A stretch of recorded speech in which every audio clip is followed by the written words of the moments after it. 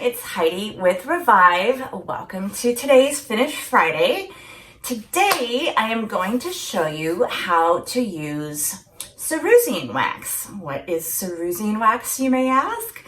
It's basically a liquid form of a white wax. So you may have seen white wax in a couple different forms. I'm going to talk to you a little bit about the difference of the two types that Amy Howard at home carries, and I'm going to demonstrate for you how to use the cerusing wax on this lovely piece I have behind me. So I'm going to grab the liming wax first of all. So this is liming wax, and this is cerusing wax. Okay, so as you can see, it comes in a bottle and it pours out, and it's very pliable, and the liming wax is in a puck and it's definitely harder. So they're both white wax. This is why I make two different kinds. So the first thing is for you to know that this is you're gonna want to use this on pieces wet, maybe on top of chalk paint, like chalk style paint, like I'm doing on here, where you want it to go. There's a lot of detail here, and I'm gonna put it in and it will get into the detail, and I wanted to give it a whitewashed look. So this is a very dark color, and it's going in a room with a lot of white. It's gonna go in my my room this time, but I want to just soften it up a little bit. So I'm gonna do a top coat of cerusing wax. The liming wax, on the other hand, is something you might use on a piece of raw wood, or you can have stain with like a poly on top of it, but where it has an open grain, like a lot of oak has open grain, and this will give you a look like you see in Restoration Hardware, Pottery Barn, where it's a wood, but it's got a beachy whitewashed effect, and you want the wax to get into the crevices and the grain of the wood to allow it to have a softened look. So use this with deep open grain, and use this on top of chalk style paint. So this is the one I'm going to use today, and you're going to want, you're going to want a plate, which I've got tons, and then you're gonna want a chip brush. Now, why use a chip brush? You're gonna wanna use a natural fiber brush with waxes. You don't wanna use a synthetic brush with waxes. And this particular brush is made by a maker studio and Amy Howard at home as well. But it's got these very fibrous bristles, and they're not super compact. Like my synthetic brush, they're really, really, really close together, and that allows the paint to go on very, very smoothly. This gives you brush strokes, which is the look that you want. You don't want it to just blend in seamlessly. You want to see the lines. So this is going to give you that look. So anyway, shake it up a little bit.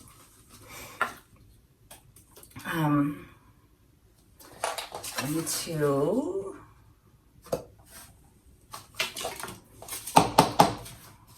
okay. Sometimes it settles at the bottom. Whoa! Kind of went everywhere. Okay. You're gonna want to take your brush, dip it in the wax, and then move it around so it gets like up in there. You don't want it to just be on the tips. You want it to be up in there, and then you want to offload it a little bit. So you don't want to attack it with a ton of wax on it. You kind of want to use it almost a dry brush technique. Otherwise you're going to have very uneven application of the wax. So now for me, remembering this with every time I dip it is the key. I've done this and then go whoop, right, or put it on right away. I'm like, oh, too much white. So, okay. Oh, excuse me, this old body. Okay, so I'm just gonna start from one end and go to the other, and go with the grain of the wood. Oh, I should mention, when you're using the liming wax, the one in the puck, you want to go against the grain. So if the grain goes like this, you're going to want to go like this. So it actually, the grain will pick it up and it will sit in the crevices of that particular grain. You want to go with the grain of the wood with this particular wax. Okay, so, and just be very light-handed. You don't want to be heavy-handed with this. So,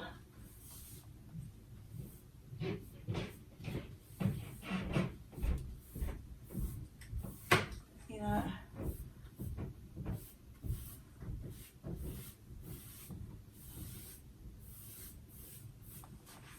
I think I have. Oh, a bristle of a brush got stuck in here and I gotta pull it out. Okay, I hate it when that happens. Grr.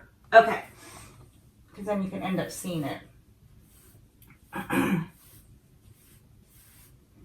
you see how pretty that is? You just want to be very intentional and careful about how you apply this, because you don't really, it's not like paint you could just wipe off. Wax is a little bit harder to get off, so you just want to be intentional about where you put it. Okay, so, and I'm turning my brush like sideways like this and using that on the thinner pieces of wood here. Okay, now it's kind of running out.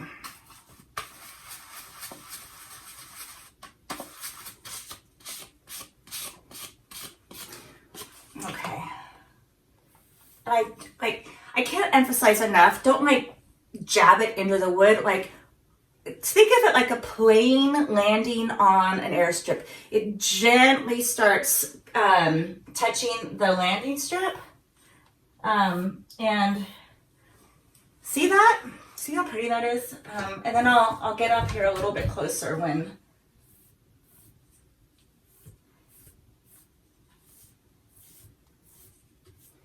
I'm done, so you can see the detail. Okay.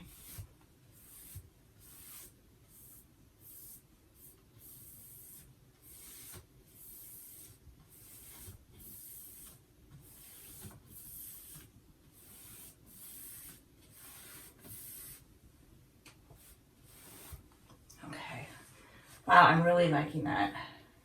And you don't want to go back and forth, because again, you're going to want to see how streaky this is, and you don't want to crosshatch. So you just always want to go in the same direction, if that makes sense.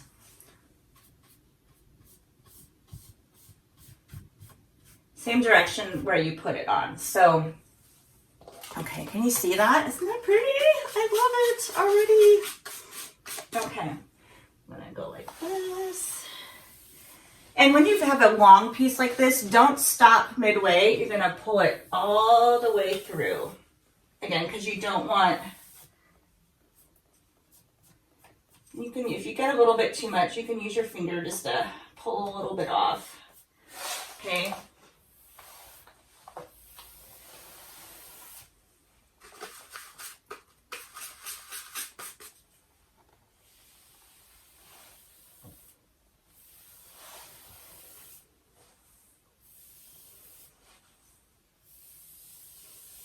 Okay, I'm loving it.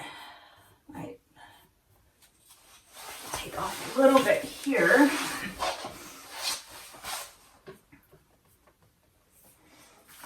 I don't have any paper towels with me. I put them back.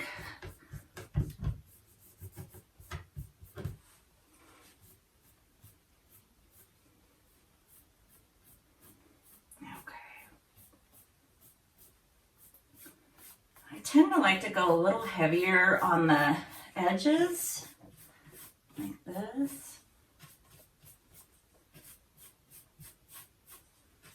It shadows it a little bit, if that makes sense. Okay. Okay, on to the next side.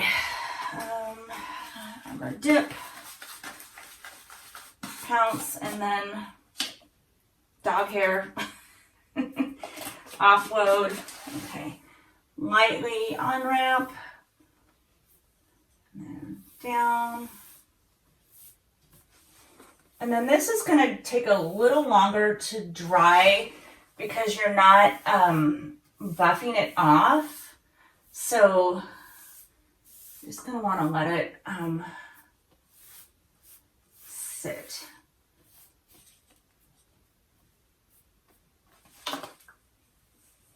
Okay, like that.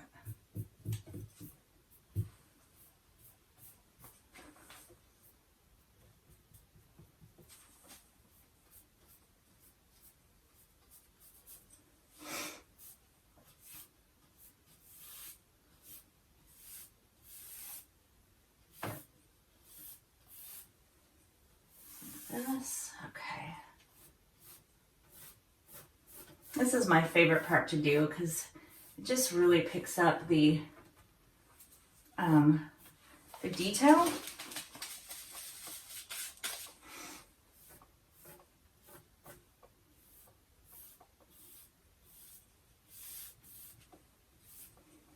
Okay.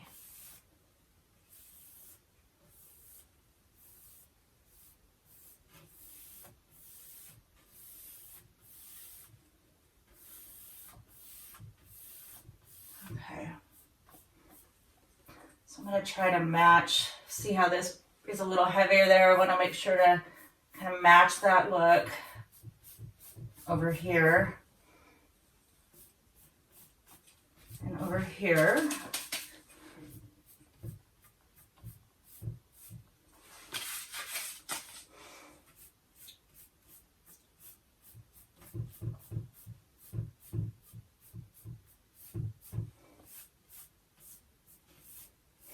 And if you're gonna, like I'm trying to do a little heavier, kind of than up to halfway through, you don't want to start and go down, you want to stop and then lift up. Stop and lift up.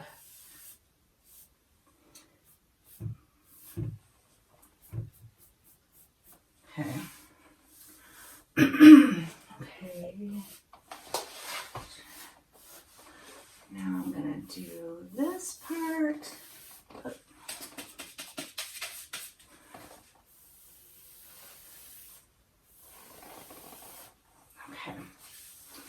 So I hope that gives you an idea of how to use Cerusing wax and how fun it can be to change the look of your pieces, especially if it has detail.